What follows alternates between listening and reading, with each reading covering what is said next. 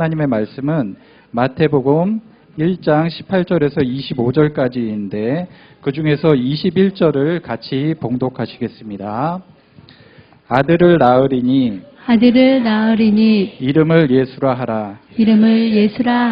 이는 그가 자기 백성을 그들의 죄에서 구원할 자이심이라 하니라. 아멘.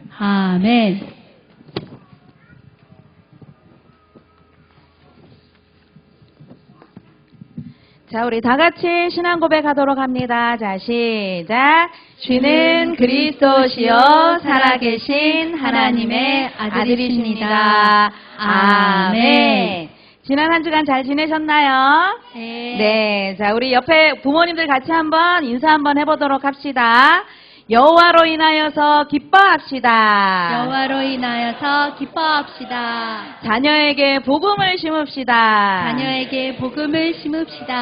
그렇습니다. 우리는 자녀를 어떻게 하면 좀 최고로 키울까? 어떻게 하면 좀 잘 키울까? 이제 그런 마음들이 굉장히 간절하지요. 그래서 세상의 많은 부모들은 어릴 때부터 뱃속에서부터 굉장히 많은 이런 지식 교육들을, 다양한 교육들을 많이 시키기도 합니다.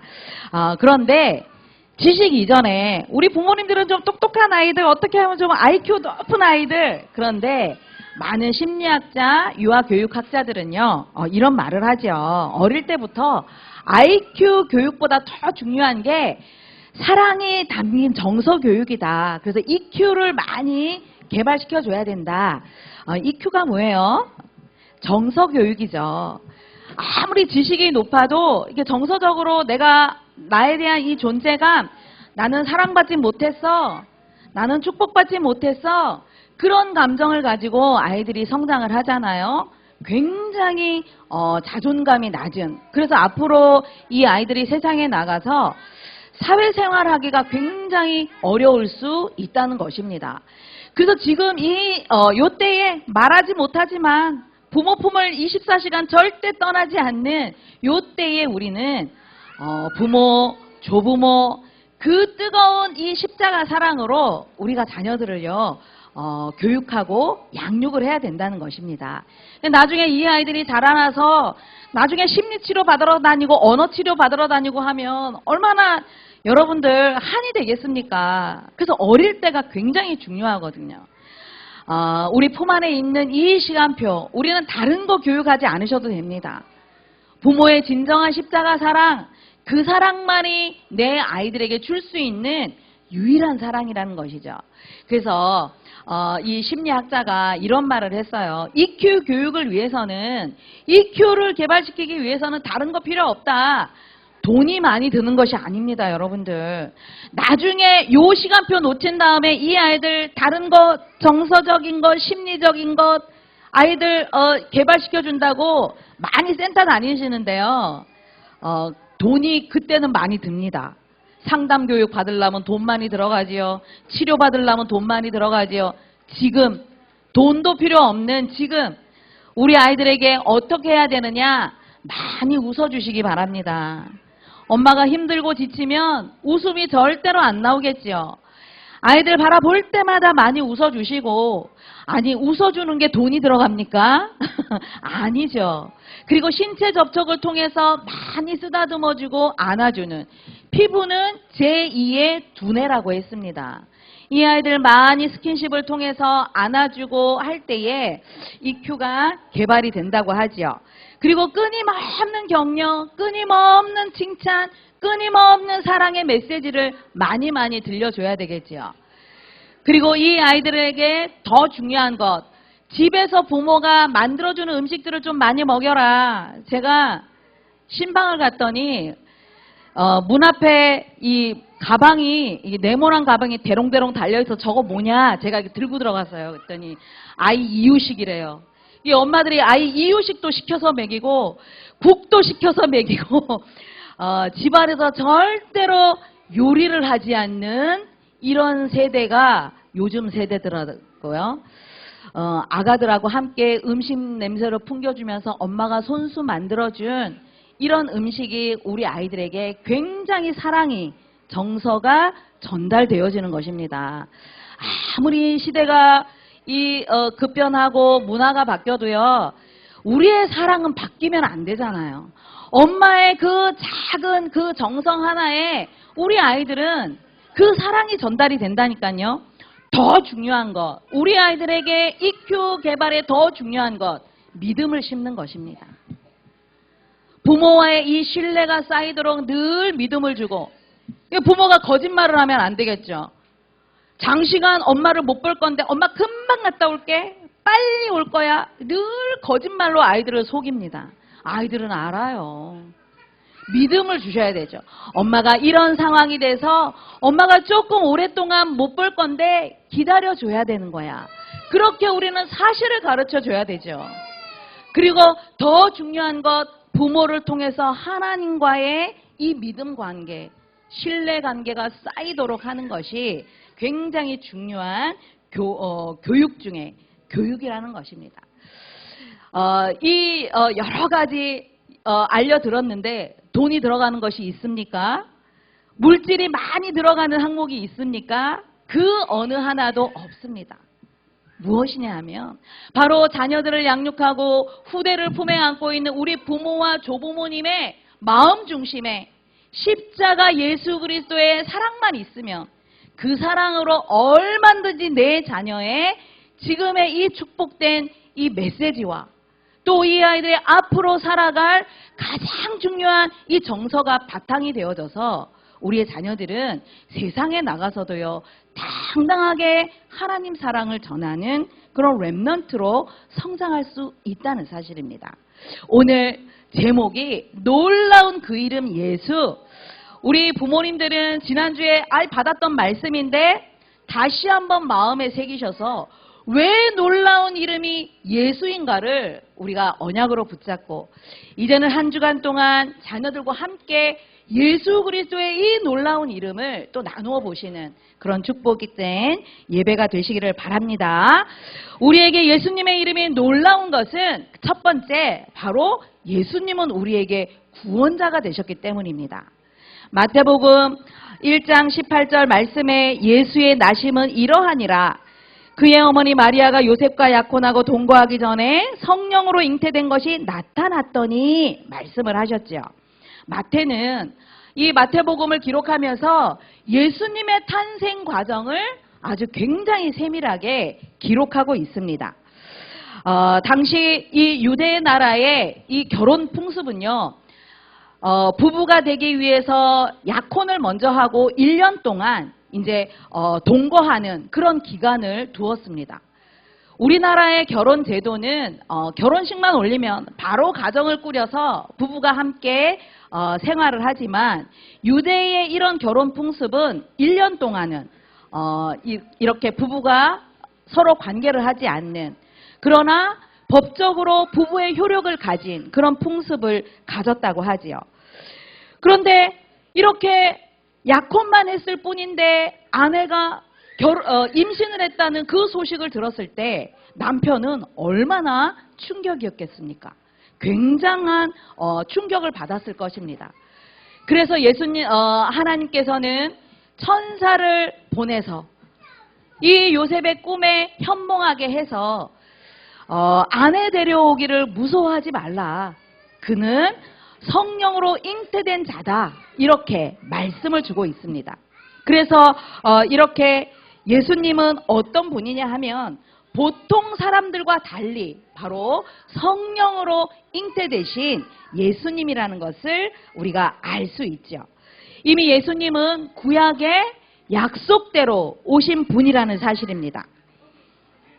예수님이 왜 이렇게 성령으로 잉태돼서 이 세상에 오셔야 되느냐? 그 이유는 바로 창세기 3장 아담과 하와가 하나님의 말씀에 불순종하면서 원죄 아래 묶인 인생, 그래서 아담과 하와 이후의 전 인류는 그 누구도 예외 없이 다 죄인의 후손, 남자의 후손으로 이 세상에 태어난 것입니다. 그래서 죄인은 절대로 죄인을 구원할 수가 없죠. 남자의 후손은 그 어느 누구도 인생의 문제를 해결할 수 없다는 것입니다. 그래서 예수님은 누구십니까? 바로 하나님의 약속대로 창세기 3장 15절 여자의 후손이 되신 것이죠. 우리는 남자의 후손, 죄인의 후손, 그러나 예수님만 오직 유일한 여자의 후손이 되셨다는 것입니다. 그래서 마태는 바로 마태복음 1장 21절에 아들을 낳으리니 이름을 예수라 하라. 예수가 무슨 뜻이냐 하면 바로 구원자라는 뜻입니다. 이미 예수님께서는 이렇게 약속대로 구약 때의 예언대로 오신 바로 그리스도라는 사실이죠. 그러면서 그분은 그가 자기 백성을 그들의 죄에서 구원할 자임이라. 우리의 죄 때문에 예수님은 이 세상에 구원자로 오셨다는 사실입니다. 이 말씀을 다 이루시기 위해서 예수님은 십자가를 지셨죠. 예수님의 십자가 고통으로 인하여서 우리에게는 어마어마한 놀라운 그 이름 구원을 주셨다는 것입니다. 우리의 원죄 문제 이 세 가지 아래 묶여 있을 때에 예수님께서는 하나님 만나는 길로 오신 참 선지자요, 우리에게 죄에서 해방을 주신 참 제사장이요, 사탄의 권세 아래 있는 이 문제를 해결하시기 위해 오신 참 왕이 되셨다는 사실입니다. 그래서 이 예수님을 우리 인생의 주인으로 모실 때에 우리 인생에는 놀라운 일이 일어나는 것입니다. 제가 예전에 남편하고 결혼해서 5년 동안 다녔던 그 교회에서는요, 사실 세례를 받을 때도 예수님의 이름을 잘 몰랐습니다. 예수님은 성이고 그리스도는 이름인 줄 알았어요. 그 내 인생에 아무 변화가 없는 거예요. 왜 교회를 다녀야 되지? 늘 의문을 가지면서 죽지 못해서 남편 손을 붙잡고 아들 손을 붙잡고 그냥 5년 동안 따라다녔던, 그래서 그냥 교회 안에 앉아있기만 하고 그 유아실에 가서 앉아있으면 너무 재밌는 거예요. 엄마들하고 세상 얘기하면서 엄마들하고 아이 교육 얘기하면서 너무 재밌는 거예요. 그 재미로 5년 동안 교회를 다니니까 주일 아침만 되면 너무 교회가 가기 싫은 거예요. 왜 교회를 다녀야 되는 거지? 그러니까 왜 예수를 믿어야지가 아니라 왜 교회를 가야 되는 거지? 우리 친정 식구들 보니까 다 불신자들이라서 막 토요일부터 1박 2일 놀러 가는데 거기 따라가고 싶은 거예요. 우리 아들 데리고. 왜 그랬느냐? 예수님이 나에게 구원자이신데 그것을 모르고 교회만 다녔기 때문에 그렇게 재미없이 신앙생활을 했던 것이죠. 그러니까 6일 동안은 하나님 없이 사는 그 인생을 5년 동안 살았던 것입니다. 내가 아무 교회 다니면서 변화가 없는데 우리의 가정에 무슨 변화가 있었겠습니까? 이렇게 어마어마한 이 놀라운 이름, 그 구원자의 이름을 나에게 주셨는데 늘 예수님은 그냥 왔다 가는 그런 손님으로 계셨던 것입니다. 이 예수님, 놀라운 이름을 주신 그 예수님이 지난주까지도 여러분들 가정에 손님으로 계셨다면 오늘 다시 한번 이 예수님을, 이 그리스도를 나의 주인으로 모시는 그런 축복이 우리 모든 영화부 부모님들 가정에 있으시기를 바랍니다. 예수님이 손님이 되니까요, 매일 불안, 염려, 걱정이 떠나지 않는 것입니다.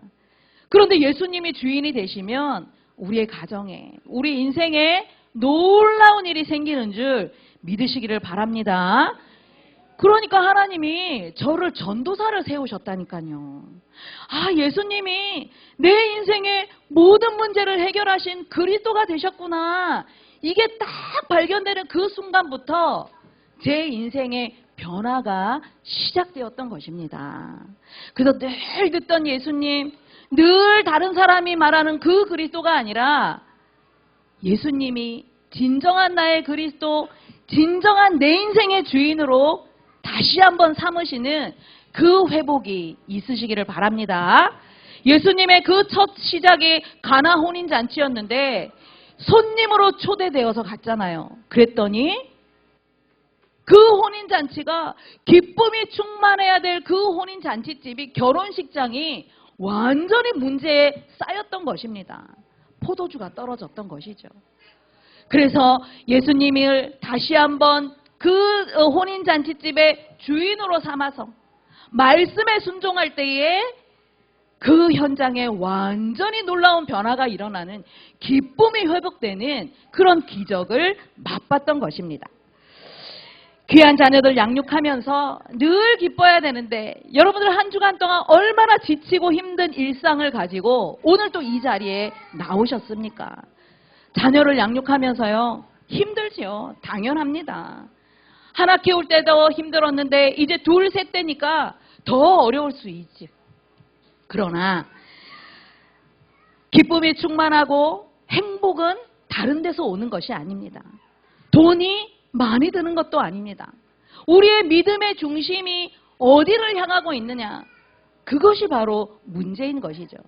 예수님이 내 인생에 이렇게 놀라운 이름, 구원자의 이름으로 오셨는데 손님으로 와 계시느냐? 손님과 주인의 차이를 아십니까, 여러분들?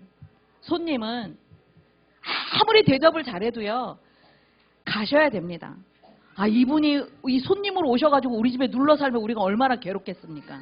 그죠? 손님은 잠깐 왔다가 가는 분이 손님입니다. 근데 주인은 우리 집에 계셔서 주인 되면 나는 그냥 맡기기만 하면 되죠. 내 인생을 책임져 줄 거기 때문에 맡기기만 하면 되는 것입니다. 이 어린 자녀들을 여러분들이 키우려고 하면요, 힘듭니다. 내 자녀 인생의 주인이 엄마가 되어지고 아빠가 되어지고 조부모가 되어지면 여러분들 앞으로의 일이 굉장히 괴로울 것입니다.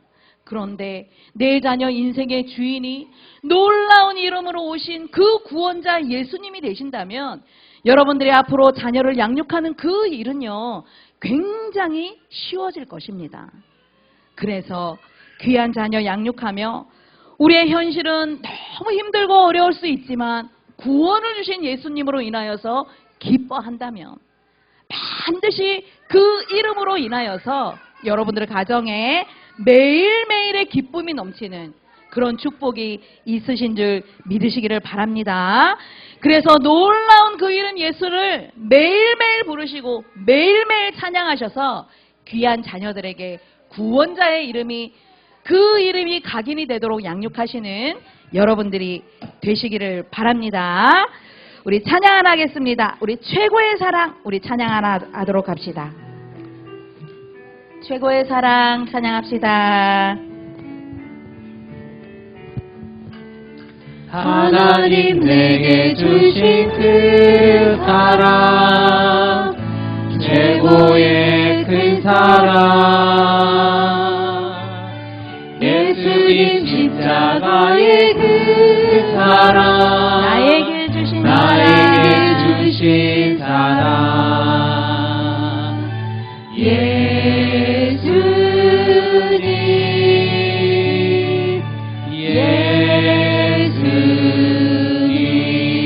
사랑해요.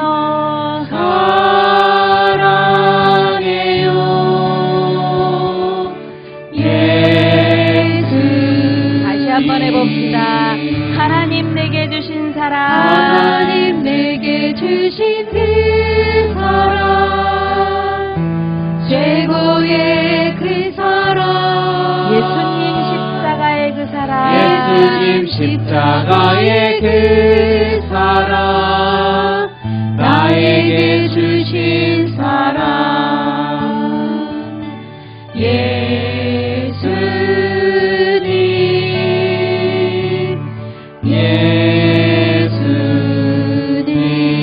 사랑해요 예수님. 사랑해요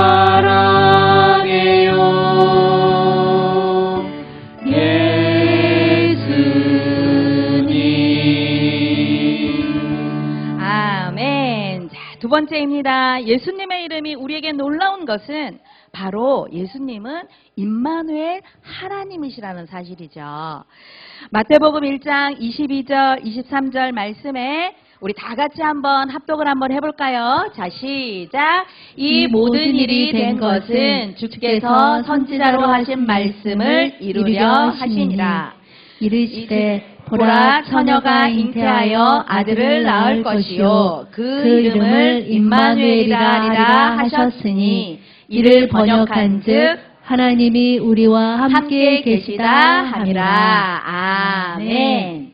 자, 마태는 예수님 태어나시기 전 700년 전에 활동했던 그런 선지자였습니다. 이 선지자가 바로 이렇게 예수님을 예언을 했던 것이죠. 이사야서 7장 14절 말씀에 바로 세상에 오신 예수님은 이 언약을 이루신 분이라는 것을 마태가 기록을 한 것입니다. 수많은 선지자들이 예언했던, 수천 년 동안 예언했던 그 메시아가 바로 예수님이라는, 메시아의 실체가 바로 예수님이라는 사실을 명확하게 기록을 했던 것이죠. 하나님께서는 이미 예수님을 보내시겠다고 구약시대 때 아담과 하와가 말씀의 불순종에서 타락한 그때에 창세기 3장 15절을 예표하는 동물의 가죽옷을 입혀주셨지요. 이 약속의 말씀, 언약을 잊어버리니까 하나님의 백성이 430년 동안, 건 4대 동안 노예가 되었던 것입니다. 그런데 지도자 모세를 통해서 하나님은 출애굽기 3장 18절에 희생제사를 드려라, 이 말씀을 주셨지요. 그러면서 이렇게 또 언약을 가지고 있었는데 또 언약을 놓치니까 바벨론 나라의 강대국의 포로가 되었던 것입니다.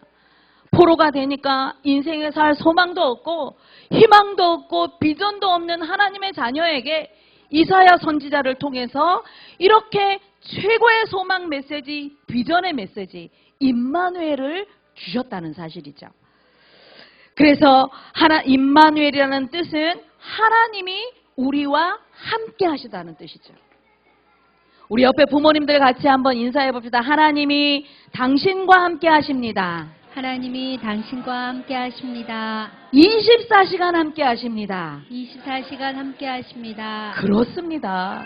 그것이 바로 임마누엘이라는 뜻입니다. 구원자 예수님이 주인된 하나님의 자녀는 24시간 함께 하시면서 불꽃 같은 눈동자로 어려움을 만나면 그 속에서도 하나님이 함께 하시면서 지켜주신다고 약속을 하셨던 것입니다. 하나님이 이렇게 왜 우리와 24시간 함께 하셔야 되느냐? 지금도 눈에 보이지 않는 이 사단의 세력, 어두움의 세력들이 호시탐탐 하나님의 백성들을 노리고 있다는 사실입니다. 그 틈을 노려서 하나님이 주시는 이 축복을 받아 누리지 못하도록 지금도 호시탐탐 틈을 엿보고 있지요. 그래서 하나님을 모르도록, 하나님을 못 만나도록, 24시간 임마누엘의 축복을 누리지 못하도록 이렇게 사단의 세력이 있기 때문에 우리와 함께 하신다고 약속을 하셨던 것입니다. 부모로서 우리의 사명이 무엇입니까? 지금 여러분들 품 안에 있는 이 24시간을 엄마가 해줄게, 아빠가 해줄게가 아니라 하나님이 너와 함께 하신단다. 우리는 끊임없이 임마누엘의 하나님이 너와 함께 하신다는 이 사실을 우리는 반드시 가르쳐야 될 것입니다. 지금 가르치지 않으면, 지금 대충 복음 심고 대충 임마누엘 심으면 앞으로 이 아들이 부모 품을 떠나서 사회생활을 시작할 텐데, 지금 이 사회는 절대로 만만치 않은 시대라는 것을 우리가 알고 있어야 되는 것입니다. 그래서 지금 일찍이 이 아이들이 세상 문화에 물들고 이 아이들의 꿈과 비전이 없이 내가 무엇을 해야 되는지, 어떻게 살아야 되는지 모르는 채로 이 아이들은 세상의 문화에 물들게 된다는 것입니다. 그래서 내 품에 안겨있는 이 시간, 세상 교육 이전에 임마누엘의 하나님의 언약을 심어서 세상에 어디를 내놔도, 어디를 가도 이 아이들은 승리할 수 있도록 우리가 가르쳐야 되는 것이죠. 그래서 아빠, 엄마가, 우리 조부모님이 먼저 임마누엘의 하나님이 나와 함께 하신다는 사실이 보여져야 되는 것입니다. 우리 남편이 일을 하다가 큰 위기 만났을 때 같이 걱정하고 같이 염려해야 되는데 염려하고 불안해하는 것은 잠깐이었고 오히려 이 일을 하나님이 알고 계시고 이 일을 허락하신 하나님의 계획을 말씀 속에서 찾자고 자녀들과 함께 포럼하면서 아이들은 우리 집안에 큰 위기가 있었지만 자녀들에게는요 믿음이 심겨졌던 그런 때가 있었습니다. 성경에 보면 가장 위기 때에 그 어머니 요게벳은요 모세에게 이 임마누엘 하나님을 심었던 것입니다. 아버지 야곱은 요셉에게 아버지가 깨달았던 이 임마누엘의 하나님 24시간 함께 하시면서 그 어려운 여정 속에서도 언약을 성취하기 위해서 함께 하셨던 그 하나님을 요셉에게 심었던 것입니다. 자식이 없어서 한을 가졌던 어머니였지만 하나님이 시대적인 가장 축복된 그 미션을 주셨다는 것이 어린 사무엘에게 심겨졌던 것이죠. 부모가 중요합니다. 엄마 아빠가 24시간 가정에서 함께하는 이 시간, 일주일에 168시간, 주일 빼고 167시간을 함께하는 이 시간에 임마누엘의 하나님을 심으시기를 바랍니다.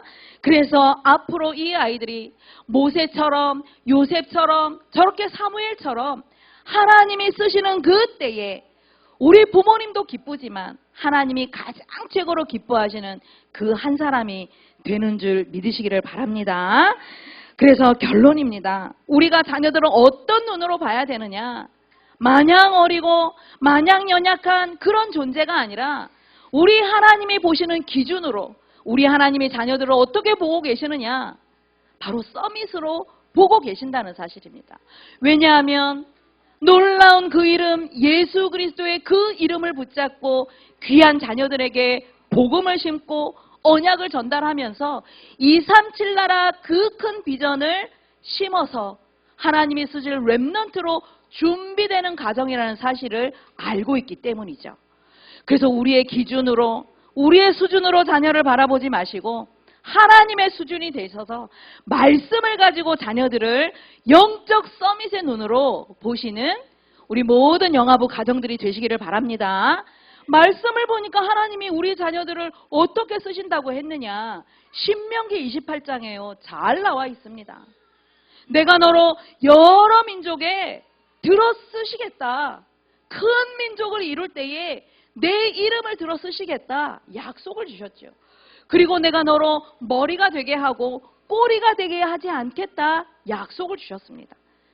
불신자들을 따라다니면서 늘 꼬리가 되는 그런 사람이 아니라 머리가 되어져서 교만하라는 말이 아닙니다. 그런 말이 아니라 하나님이 나와 함께 하시니까 놀라운 이름 그 예수 이름을 언약으로 붙잡고 있기 때문에 우리 하나님은 귀한 자녀들을 머리가 되게 하겠다고 약속을 주셨습니다. 그 언약을 붙잡고 귀한 자녀들 이제는 시대를 앞서 나가서 이 흑암에 묶인 문화 종교가 난무하는 이 시대를 살리는 위기와 재앙 만난 시대를 살려내는 그런 렘넌트로 양육하시는 우리 모든 가정들이 되시기를 바랍니다. 믿음, 소망, 사랑, 하나님 은혜를 감사를 드립니다. 우리는 불순종하여 창세기 3장의 원죄로 죽을 수밖에 없는 존재였지만 놀라운 그 이름 예수님을 주셔서 우리와 평생도록 함께 하신다고 약속하시니 감사를 드립니다. 귀한 자녀 양육하며 24시간 임마누엘의 하나님을 전달하게 하시고 구원자의 이름을 매일매일 부르며 기쁨이 넘치는 축복된 가정 되게 도와주시옵소서. 오늘 특별히 강서 1교구가 하나님 앞에 헌신 예배를 드렸습니다. 중심을 들여 헌신하였사오니 그 모든 가정마다 복음 치유와 24 제자 응답을 누리는 강서 1교구 되어지도록 축복하여 주옵소서. 감사를 드리며 예수 그리스도 이름으로 기도드리옵나이다. 아멘.